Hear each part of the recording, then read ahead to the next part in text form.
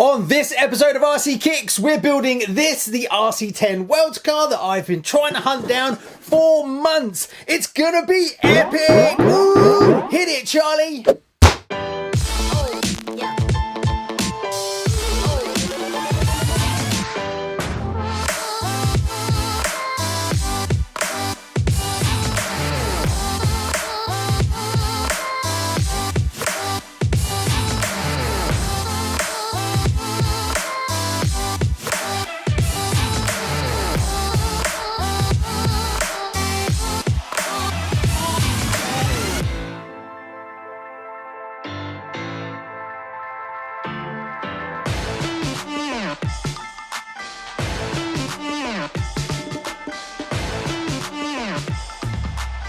So we're all set, ready to go, and yes, I know I'm excited, but I've been looking for this one for almost a year, and I didn't think I was going to get it, and then prices went up and up and up, but I really wanted a new inbox one, A, to experience it, and B, so I can make the content for you. So it was really difficult to get one in my price point. And I didn't in the end. I ended up paying through the nose for it, but that's another story because I have my RC10 Gold Pan and I have my RC10 Graphite, and this is one that I really wanted to go along with those. So no further ado, let's crack on and build it. We kick off on page 5, number, well, it's not a number, it's bag A-AA step 1. It's all a bit strange, but from what I can work out, it's very much bag orientated, a bit like Schumacher. Talking about Schumacher, the Schumacher Cougar will be here tomorrow. So I need to get this built and a load of other cars. They're all backed up so that I can build the Schumacher Cougar too. Geez, they're coming out thick and fast at the moment. Right, let's get it done.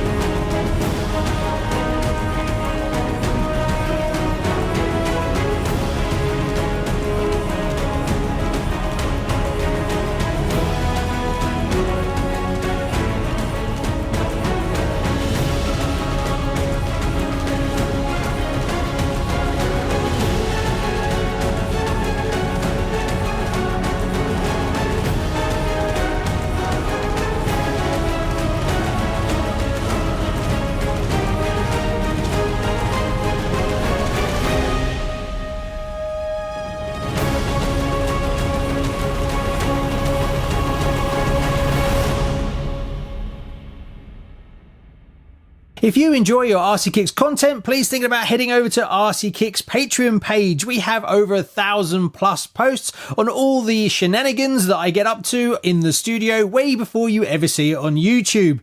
Also, you can sign up for as little as £3 a month, which basically works out to be 20 pence a video. Yes, your 20 pence will go into producing new RC content for the show. So if you want to see more, head over to RC Kicks Patreon, and I hope to see you there soon.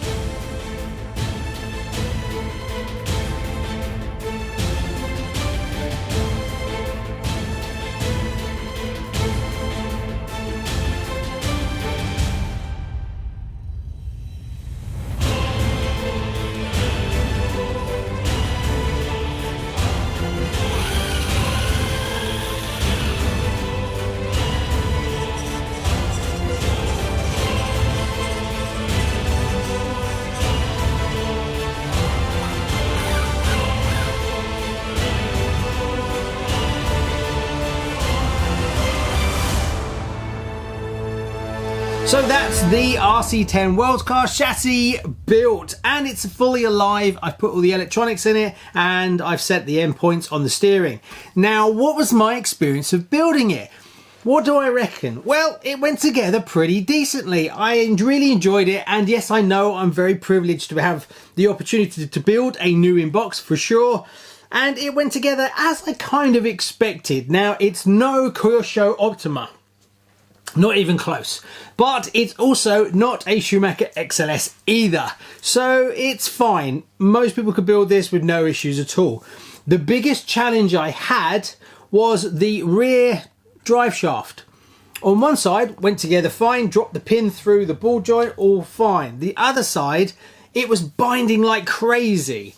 So I dismantled them and I swapped bits around to see if I could find what the actual problem was, and it's actually the cup itself.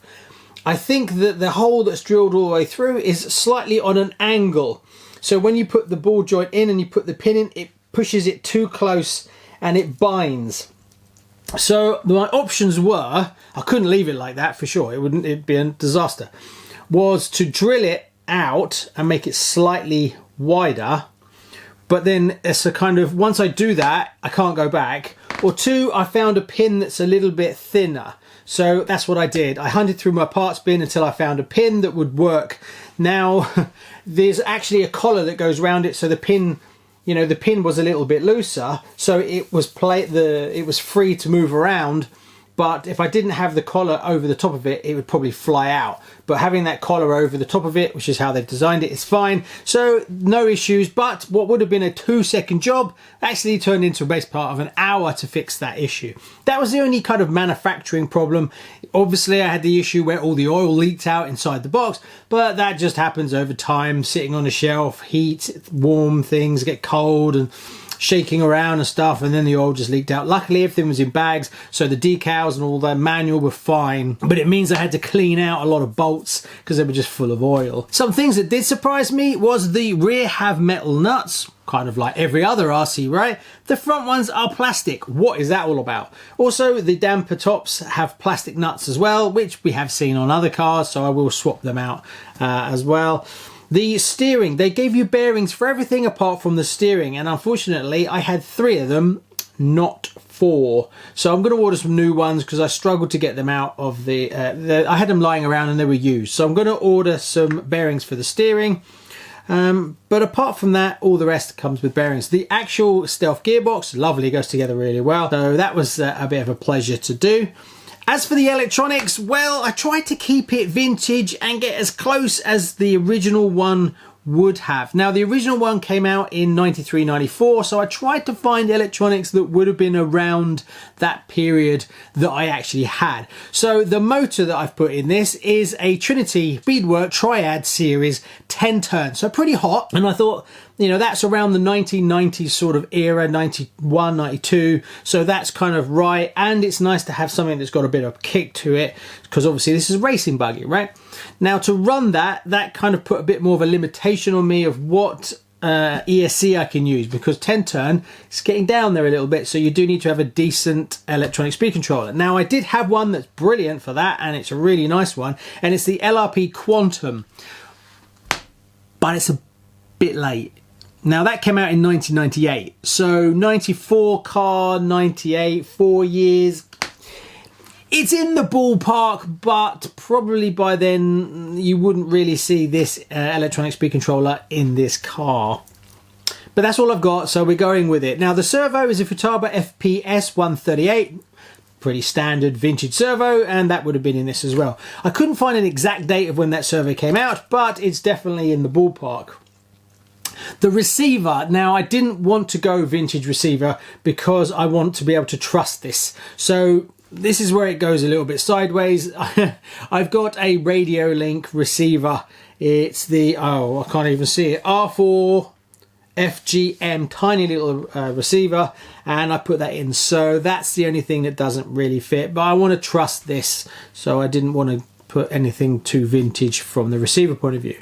But all in all, I really enjoyed it. Next, we've got to cut out the body that I've had professionally painted, and also the wing. So we're getting really close, and then we can take it for a run around the track. So let's shut up, crack on, cut this out. Pray I don't mess it up.